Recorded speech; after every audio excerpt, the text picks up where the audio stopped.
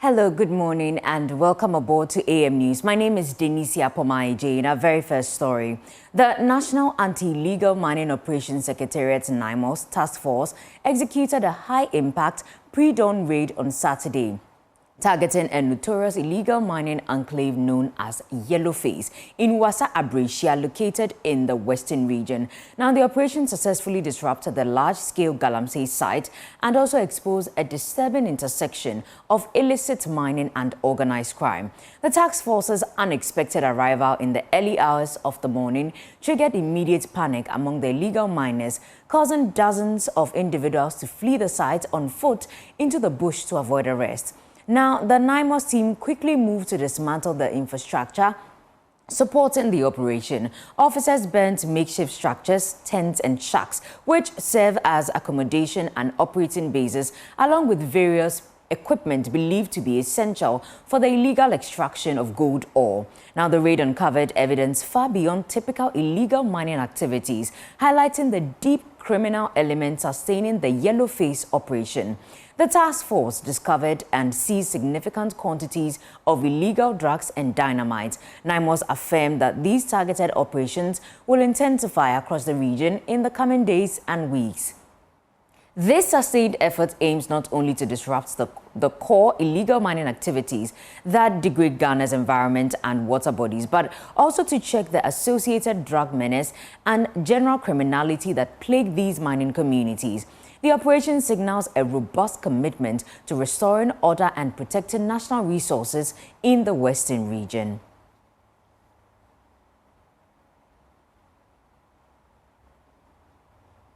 Away from Galamsey, the newly installed Anantahene of the Asebu traditional area, Nana Okunfu Kwesi Ejiri I, is urging Ghana security agencies to better resource and protect their personnel during high-risk intelligence operations. His appeal comes in the wake of recent attacks on NIMOS officials and other operatives during anti-illegal mining missions. Incidents he described as preventable with adequate preparation and logistics. Speaking at his installment, the chief stressed that equipping security officers with the right tools and protective gear is essential, not only for safeguarding their lives, but also for enhancing the overall effectiveness of the national fight against illegal mining.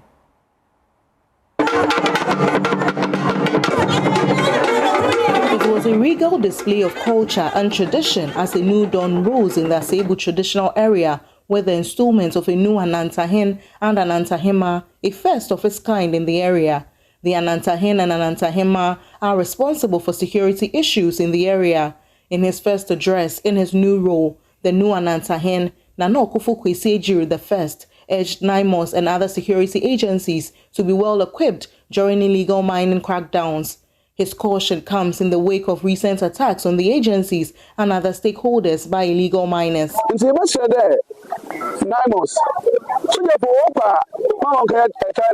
I will plead with NIMOS that during illegal mining crackdowns, they shouldn't do any tries and errors.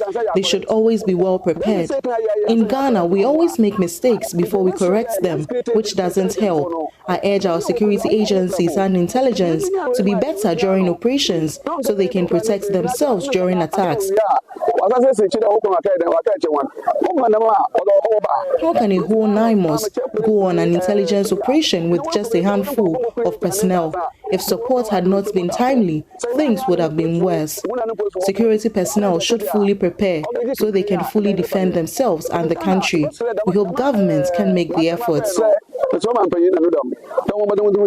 He also pledged his contributions to the development of the Asebu traditional area. We have come for development. It is why Okatechi, our paramount chief, has given us this honor. We will put in our best efforts to bring the needed development to the people of Asebu.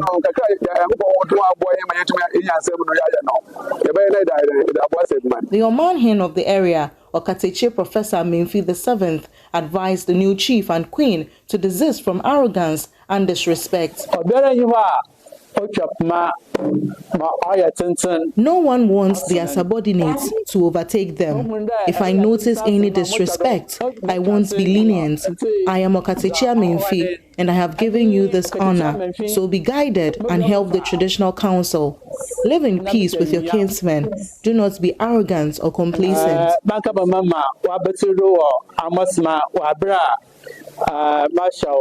I know you are humble and know your efforts, which is why I have given you this role. From Asebu, Abigail Lissel in Chroma reports for JoyNews.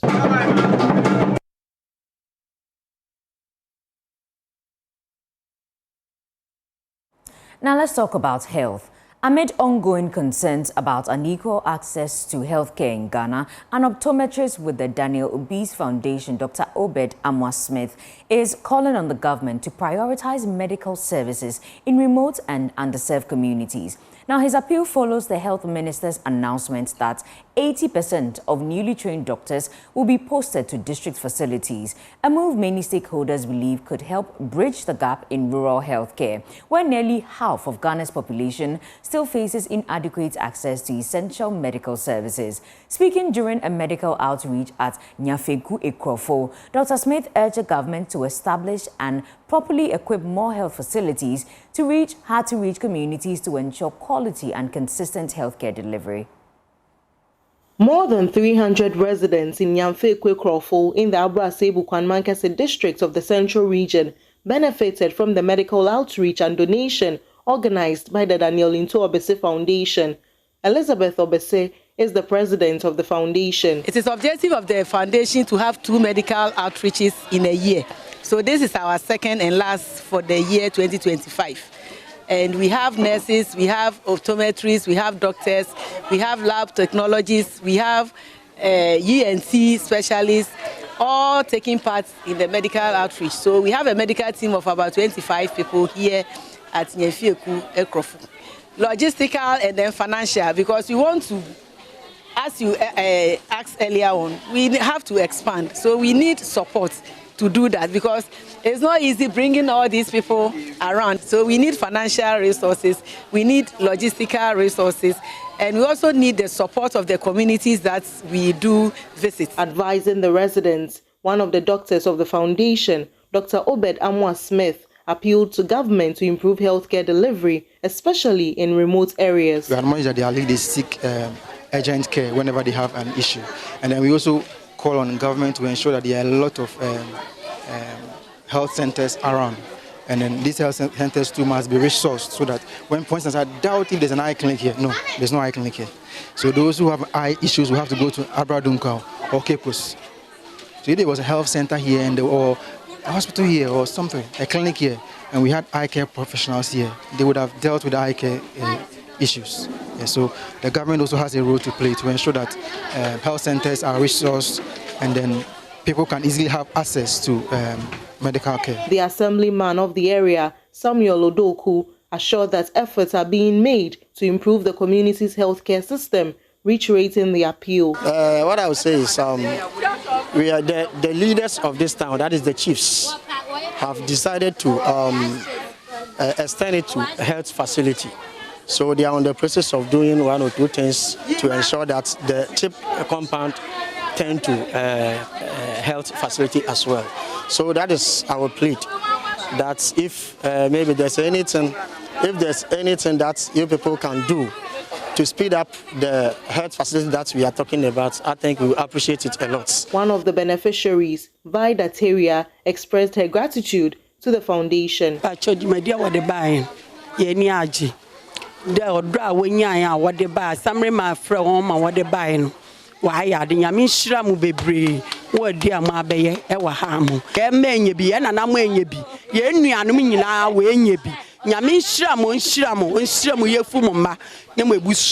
Nyafegu Ekrofo, Abigail Lissel in Chroma reports for JoyNews.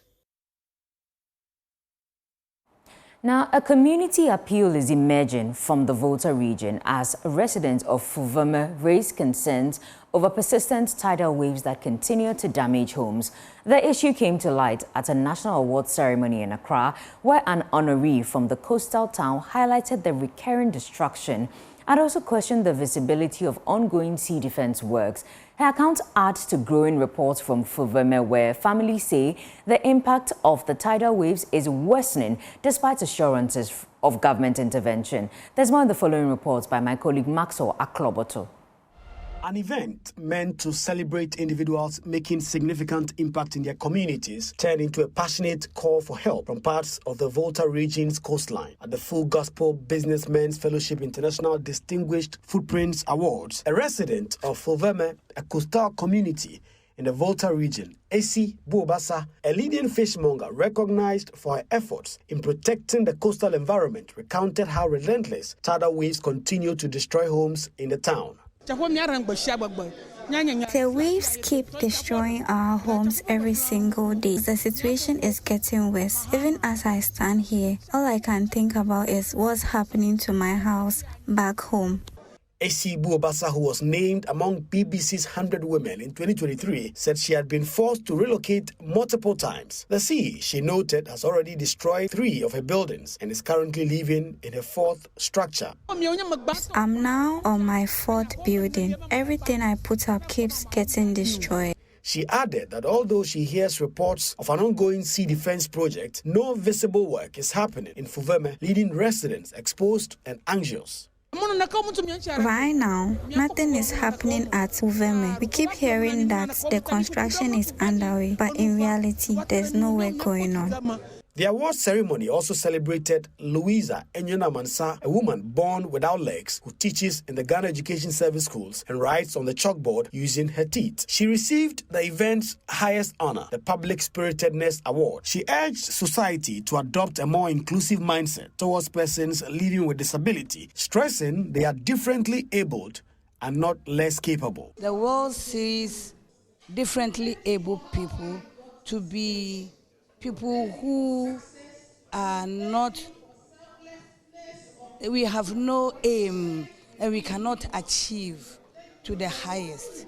But I am showing the world that we can do it. As coastal communities continue to battle the advancing tides, their stories of resilience and frustration underscores a growing demand for urgent intervention. For many like AC and Enyonam, recognition is a meaningful but real change. For JoyNews, Maxwell Akloboto's report read to you. It's time for some business news, and as usual, the Ahantafele Samuel Kujubrik will bring you that after the break. Well, let's do some business now. And tax consultant Francis Timoriboy is upbeat. Government's revenue target for the 2026 fiscal year is achievable if compliance and sustained education are enhanced. His comments follow several reforms in the country's tax structure outlined in the 2026 budget. Government is hoping to achieve a revenue target of 268.1 billion cedis for next year, marking an 18.3% increase from the 2025 figure. Speaking to Job Business, Mr. Timoriboy maintained that although the target is feasible, the GRA must step up efforts to enhance compliance. A target of 268 billion, yes, I think it's achievable because we've seen year-on-year growth from the GRA side. I'm happy with the AI adoption to the customs operations because custom currently gives up about 34-35% of our total revenue. It started underperforming mid-year, and most of these things come from under valuation and then under invoicing. If we are using technology where we take away the human bit, I believe that we're going to have a fair valuation, and monies that before were lost to government because of human errors should be able to balance it. So the target is achievable, but like I said, we are banking our hopes on compliance, with sustained education. If that fails, then there could be some problems. But let's hope that this compliance that we are envisaging will come on board. For example, we want to implement the fiscal electronic device, something that we passed in 2018 when we were unable to implement it. If we're able to implement that law, we can use digitalization to monitor the VAT performance. Because if we are unable to do that, then trust me, the reduction in the effective rates will lead to some loss of revenue to government. All but right. I'm hopeful that we're able to implement them.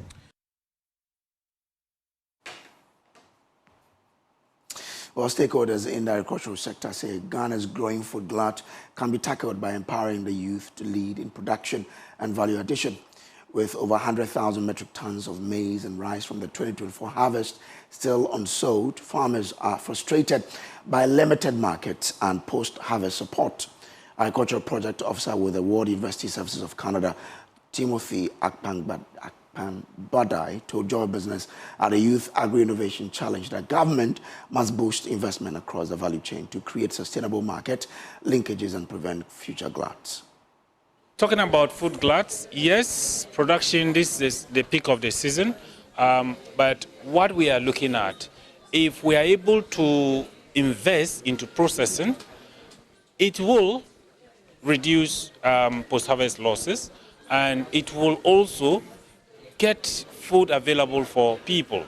So we are talking about food glut now because processing is limited, and the market is, in a way, the products that we are in are perishable as well. So investing into the value chains, for instance, if somebody is into processing of this food, for instance, rice, then we wouldn't be talking about gluts, because if you process the food, then you're able to preserve it right. And then you can roll it out when there are shortages. But currently, we don't have that. The processes are not many, and they are not even available to process all the quantities that have been produced for now.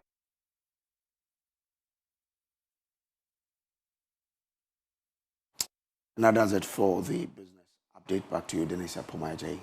Thank you, Samuel Kujubris. And that's it for AM News. Please don't forget that if you want more news, log on to myjoyonline.com. My name is Denise Apomaje. Up next is sports, and enjoy the rest of the show.